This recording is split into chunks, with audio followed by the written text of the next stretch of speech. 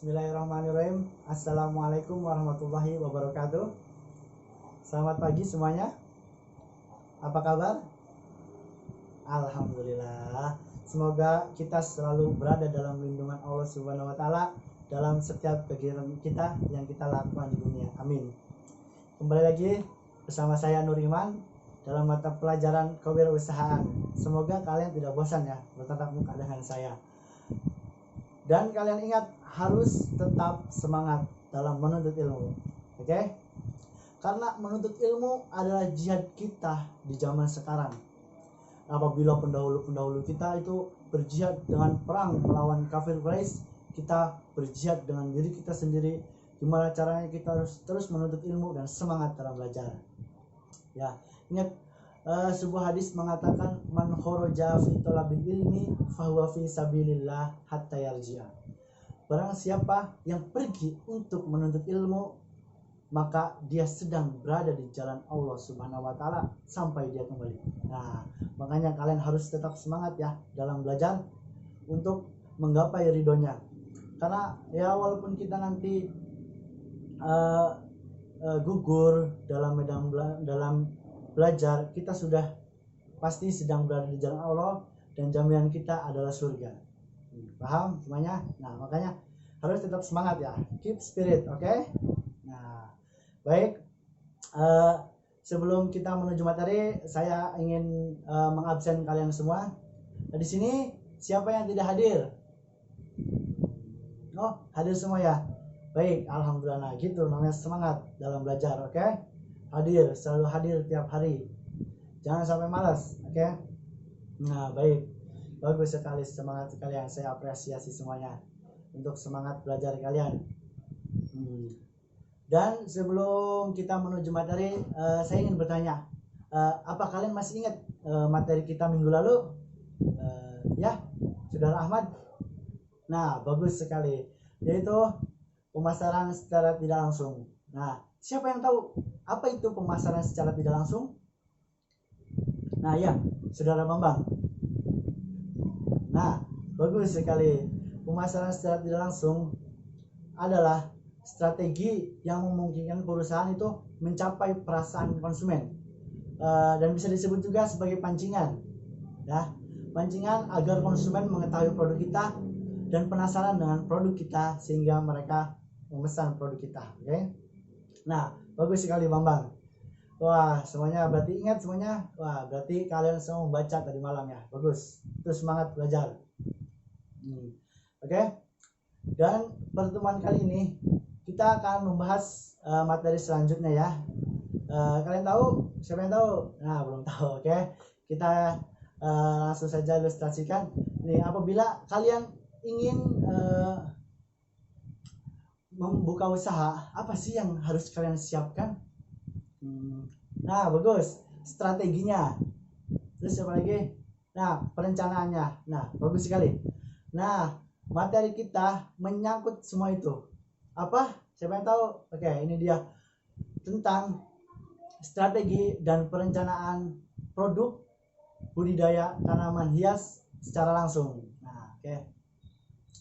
Dan model yang saya gunakan dalam pembelajaran sekarang yaitu CTL atau Contextual Teaching and Learning dengan berbantuan media mind mapping, oke? Dan tujuan pembelajaran kali ini yaitu agar kalian semua tahu apa sih pengertian dari persaingan, dan apa sajakah sih strategi yang harus kita gunakan dalam pemasaran produk budidaya tanaman hias, dan apa saja yang harus kita rencanakan untuk memasarkan produk budidaya tanaman hias kita. Oke, nah bagus. Oke, sebelum kita masuk ke dalam materi, mari kita berdoa agar Allah Subhanahu wa taala melapangkan dada kita dan membuka pikiran kita agar kita mendapat ilmu yang bermanfaat, dan ilmu yang kita dapat bisa disebarkan ke semua orang agar bisa menjadi manfaat bagi orang lain ya. Oke, berdoa dimulai. Amin. Selesai. Oke. Kita masuk ke materi ya semuanya. Ingat, perhatikan. Oke, kita langsung saja menuju ke materi. Yang pertama yang akan kita bahas adalah persaingan. Karena dalam pemasaran pasti ada yang namanya persaingan. Apa itu persaingan? Oke, kita ilustrasikan ke dunia nyatanya saja langsung. Misalkan Pak Budi itu adalah pembuat masker dan Pak Anto sama, dia membuat masker. Nah, mereka itu kan pasti melakukan sesuatu untuk mencapai tujuannya. Apa itu? Yaitu agar maskernya itu laku, semuanya laris. Nah, makanya Pak Budi melakukan sesuatu, Pak Anto melakukan sesuatu. Misalnya seperti kalau Pak Budi maskernya diciptakan misalnya lebih wangi atau lebih tebal, jika Pak Anto mungkin lebih nyaman dan mungkin tipis tapi wangi.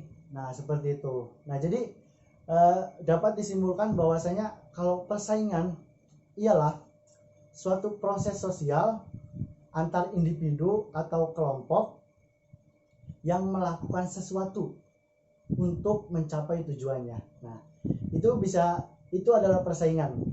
Karena misalnya A melakukan sesuatu, B melakukan sesuatu, nah pasti itu kan A dan mempunyai satu tujuan. Nah, disitulah persaingan terjadi. Dan ketika persaingan itu terjadi, maka apa yang harus kita lakukan? Nah, kita harus melakukan analisis atau mengidentifikasi pesaing yang ada. Nah, yang pertama apa yang harus kita lakukan? Nah, yang pertama adalah kita melihat jenis produk yang ditawarkan. Produk yang ditawarkan oleh pesaing lain. Nah, kita lihat misalnya bentuknya seperti apa, warnanya apa atau apa, kita buat yang beda. Karena ketika bersaing kita harus terjun dengan benar-benar dan siap agar produk kita dapat laris dan laku di pasaran. Dan apalagi yang kedua adalah pesaing dalam market share atau persaingan itu sendiri. Karena ketika kita terjun langsung ke dalam pasar, pasti sudah ada atau pasti ada pesaing dalam produk yang mirip seperti kita. Maka dengan itu kita harus analisis terlebih dahulu. Kita lihat dulu seberapa besar persaingan di dalam pasar tersebut. Dan yang ketiga yaitu market share. Nah, kita lihat sebesar apakah pasar yang bisa kita masuki untuk produk kita nanti. Misalnya ketika kita masuk ke dalam pasar ini, produk kita harus unggul di atas dan bisa meluas dengan cepat. Maka itu akan menghasilkan laba yang sangat tinggi bagi perusahaan. Nah, itu juga harus dianalisis atau diidentifikasi untuk persaingan dalam melakukan perencanaan untuk penjualan produk. Terus yang keempat yaitu keunggulan dari produk kita. Kita harus analisis terlebih dahulu, apa sih keunggulan dari produk kita dan apa sih kelebihan dari produk kita. Nah, itu yang paling penting dalam melakukan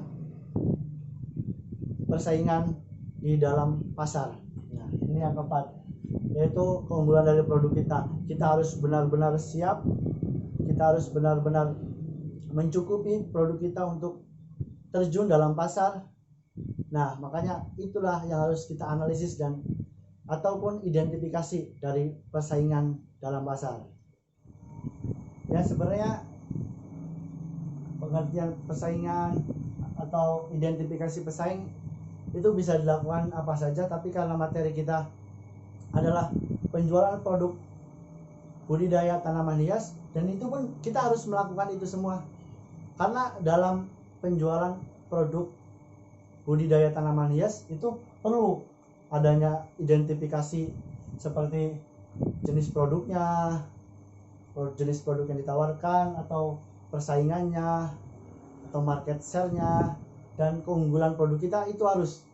Karena tanaman hias pun banyak orang-orang yang terjun dalam bisnis budidaya tanaman hias tersebut. Kita lanjut. Selanjutnya adalah pemasaran secara langsung. Apa sih yang disebut dengan pemasaran secara langsung?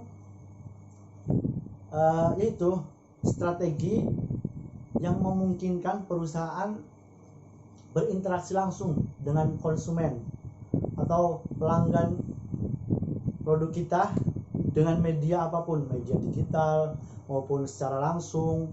Karena tidak seperti secara langsung itu contohnya banyak, seperti penjualan nasi goreng itu kan bertatap muka langsung penjual dan pembeli. Dan apabila melalui media digital itu kan bisa melalui online shop, itu seperti Shopee, atau jual beli barang lewat Facebook, WhatsApp, itu kan banyak. Nah, seperti itu penjualan secara langsung. Jadi yang memungkinkan si penjual atau perusahaan dengan konsumen itu bertemu langsung dan bercakap langsung melalui media apapun, digital maupun konvensional. Nah, itulah pemasaran secara langsung. Oke, selanjutnya kita bahas tentang strategi pemasaran produk budidaya tanaman hias secara langsung. Di sini saya akan membahas 5 strategi pemasaran untuk produk budidaya tanaman hias secara langsung. Yang pertama adalah penjualan secara langsung. Nah, seperti apa? Ya, penjualan seperti langsung, contohnya seperti di Muncul arah Serpong itu kan banyak, di samping-samping jalan itu ada penjual tanaman budidaya tanaman hias, itu ada. Di situ penjualan secara langsung, langsung bertatap muka antara penjual dan pembeli, seperti yang tadi saya jelaskan sebelumnya. Dan itu contohnya ada di Muncul ke arah Serpong, itu banyak penjual budidaya tanaman hias itu melakukan penjualan secara langsung. Contohnya itu seperti itu. Jadi langsung bertatap muka antara penjual dan pembeli. Dan yang kedua yaitu direct mail, atau biasanya kan ada perusahaan yang menyantumkan website untuk melihat produk atau melihat macam-macam produk yang dia jual, dan berkomunikasi melalui email atau chat atau apa, itu kan bisa, itu namanya direct mail. Biasanya di website itu tercantum jenis-jenis produk dan harga, dan biasanya ketika konsumen ingin membeli itu menyampaikan pesanan itu melalui email, dan perusahaan pun akan membalas seperti itu hingga terjadi jual beli. Dan selanjutnya yaitu strategi dengan menggunakan katalog. Strategi di mana kita menyantumkan produk kita dalam majalah biasanya. Nah, itu juga sering terjadi banyak di produk tanaman hias. Biasanya banyak di majalah-majalah yang ada. Itu kita bisa pesan melalui websitenya ketika kita sudah melihat katalognya. Karena banyak orang rumahan yang membaca majalah, maka penting, itulah pentingnya strategi. Kita harus masuk misalnya melalui katalog, iklan atau apa, itu kan bisa lebih menguntungkan buat kita karena akan lebih banyak yang memesan produk budidaya tanaman hias kita. Dan yang selanjutnya itu strategi melalui telemarketing. Di sini telemarketing itu penjualan melalui telepon atau via SMS, via chat, itu kan biasanya banyak. Misal contohnya seperti dapat SMS dari PT manapun, biasanya itu ada melakukan penjualan menggunakan telemarketing, itu melalui telepon atau SMS atau chat, itu biasanya ada. Itu juga termasuk strategi yang bagus untuk penjualan produk budidaya tanaman hias. Dan yang terakhir adalah online shop. Online shop ini adalah di zaman sekarang di 4.0 sangat meluas, karena ketika kita sudah menyantumkan produk kita akan dengan gampang mendapatkan konsumen. Karena apa? Karena semua orang zaman sekarang menggunakan yang namanya internet. Semua orang online, apapun bisa online, sehingga kita bisa melakukan penjualan secara luas. Misalnya bisa lewat Shopee, Bukalapak dan macam-macam, ataupun bisa kita langsung terjun ke TV. Itu lebih akurat dan lebih gampang banyak diketahui orang produk kita. Misalnya seperti kan contohnya sering ada di MNC Shop itu kan menjual, kita bisa melakukan strategi itu, kita bisa memasarkan produk kita melalui TV, misalnya memasang jenis-jenis produk budidaya tanaman hias kita dengan harga agar lebih jelas dan orang pun lebih gampang untuk membeli produk kita. Oke, kita lanjut ke perencanaan pemasaran. Perencanaan pemasaran yaitu suatu desain yang harus kita rencanakan di awal sebelum kita melakukan penjualan atau melakukan pemasaran secara langsung. Dan apa yang harus kita siapkan, apa yang harus kita rencanakan untuk memasarkan produk kita. Yang pertama, kita harus analisis dari bidang produk kita nih. Yang pertama, apakah produk kita baik? Nah, makanya harus kita rencanakan bagaimana caranya produk kita berkualitas baik dan bisa diterima dengan baik oleh masyarakat dan memiliki inovatif yang sangat bagus dalam produk kita. Dan yang kedua itu produk kita harus memenuhi pasaran. Kenapa? Karena ketika kita hanya menyetok sedikit tapi permintaan dari konsumen itu banyak, maka kita akan kewalahan. Dari mana kita akan menyiapkan barang tersebut karena kekurangan? Maka dari situ kita harus rencanakan dengan matang seberapa banyak yang harus kita siapkan untuk melakukan pemasaran secara langsung. Terus produk kita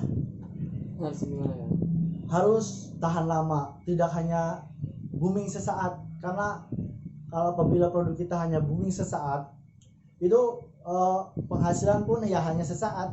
Misalnya kita ilustrasikan ke dunia nyata, yang booming itu hanya seperti dulu kan ada es kepal Milo. Nah, itu pas booming memang rame, semua orang kepo, ingin merasakan seperti apakah rasa es kepal Milo. Tetapi beberapa waktu setelah itu sudah hilang.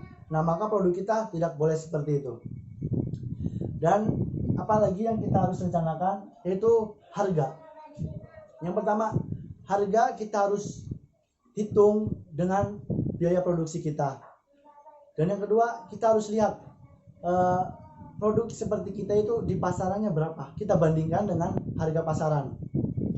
Dan yang ketiga, kita bandingkan dengan harga produksi produk kita di pasaran.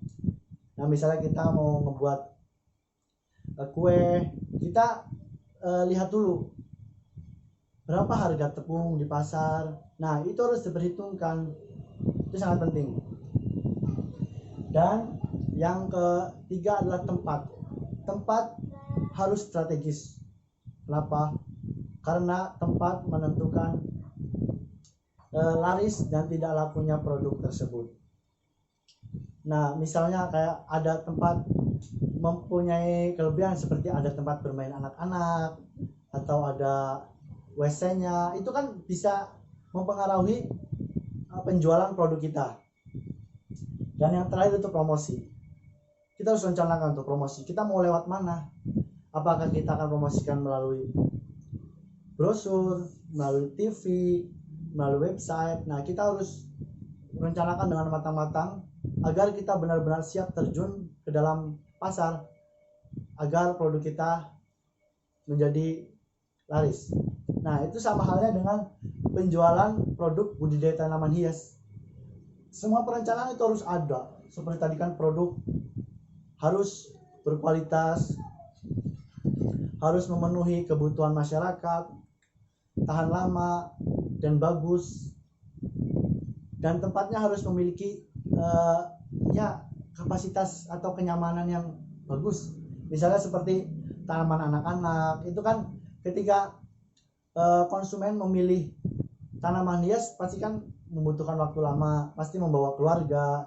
Nah, kita siapkan tempat yang nyaman bagi keluarga agar mereka betah dan sering membeli produk tanaman hias kita.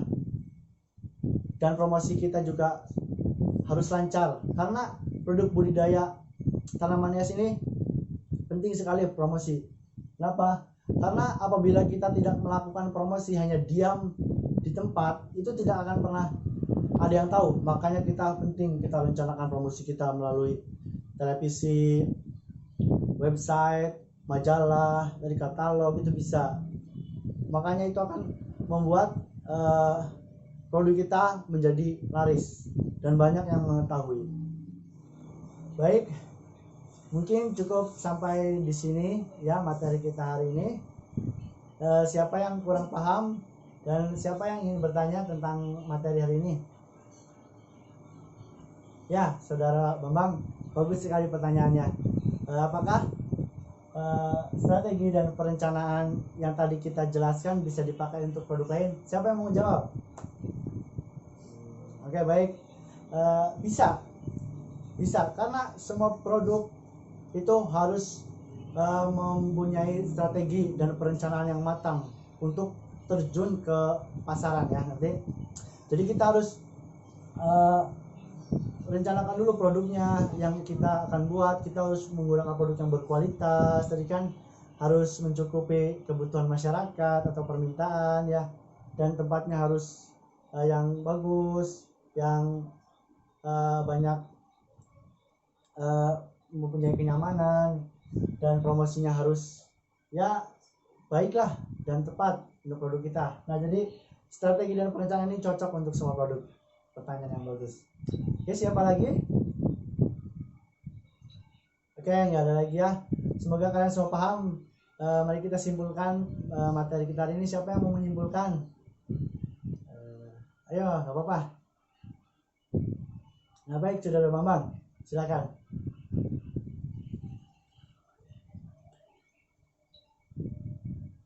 Oke, bagus sekali Saudara Bambang.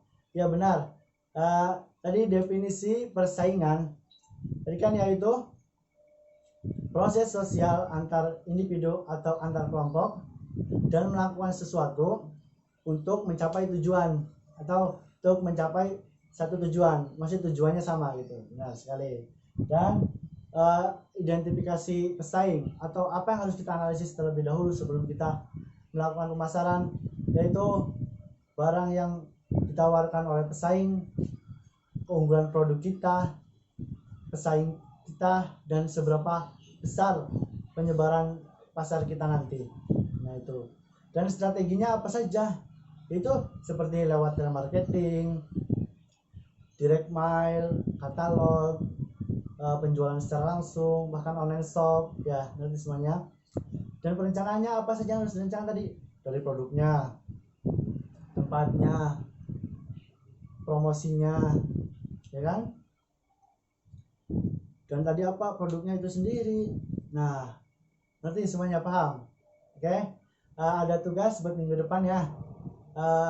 Analisis daerah kalian dan buatlah strategi apa yang cocok untuk produk budidaya tanaman hias yang akan kalian buat di situ. Berarti nah, bagus sekali. Minggu depan ya, jangan sampai lupa. Mungkin cukup sampai sini ya. Semoga ilmu yang kita dapat ini bermanfaat bagi kita semua, dan kalian sampaikan ke orang lain agar ilmu ini bermanfaat dan terus mengalir ke orang lain, dan orang lain pun akan mengalirkan ke orang lain lagi, dan ilmu itu akan berkembang. Dan jangan lupa terus semangat dalam belajar ya. Belajar dan banyak-banyaklah membaca buku, karena buku adalah gudang ilmu, dan kuncinya apa? Nah, membaca. Nah, makanya jangan lupa membaca ya. Oke, jangan malas-malas lagi. Ijhad wala taksal wala takun ghafilan. Ingat, berjuanglah, jangan bermalas-malasan, karena penyesalan itu datang kepada orang-orang yang malas. Nah, itu loh. Jangan malas lagi ya. Ingat, terus menuntut ilmu, berjuang, dan belajar di jalan Allah ya. Oke, cukup sekian dan terima kasih atas perhatiannya. Billahi taufik wal hidayah. Wassalamualaikum warahmatullahi wabarakatuh. Sampai jumpa minggu depan.